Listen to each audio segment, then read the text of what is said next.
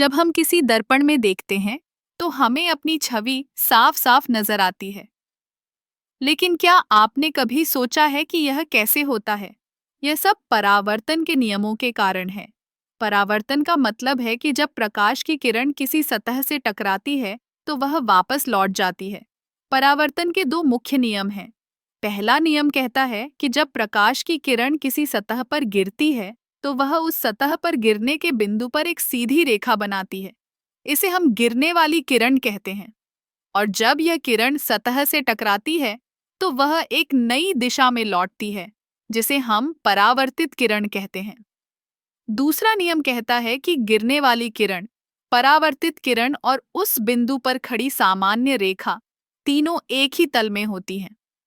इसका मतलब है कि यदि आप एक दर्पण के सामने खड़े हैं और प्रकाश की किरण को देख रहे हैं, तो आप देखेंगे कि वह कितनी सटीकता से लौटती है। अब यह जानना भी जरूरी है कि परावर्तन केवल दर्पणों तक सीमित नहीं है। यह पानी, कांच और यहाँ तक कि धुंधली सतहों पर भी होता है।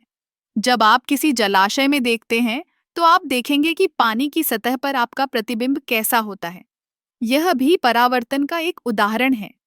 परावर्तन का उपयोग न केवल विज्ञान में, बल्कि कला और डिजाइन में भी किया जाता है।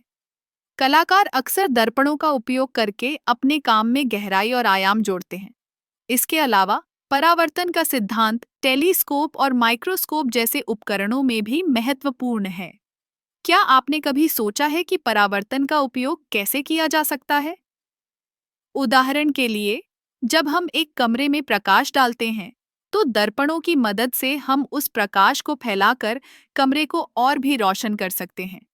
इसलिए अगली बार जब आप किसी दर्पण में देखें, तो याद रखें कि यह केवल एक साधारण प्रतिबिंब नहीं है, बल्कि यह विज्ञान के अद्भुत नियमों का परिणाम है।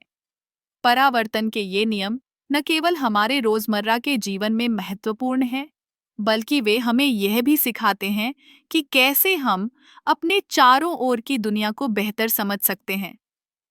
तो अगली बार जब आप प्रकाश की किरणों को देखते हैं, तो सोचिए कि ये कितनी अद्भुत हैं और कैसे ये हमारे जीवन को प्रभावित करती हैं।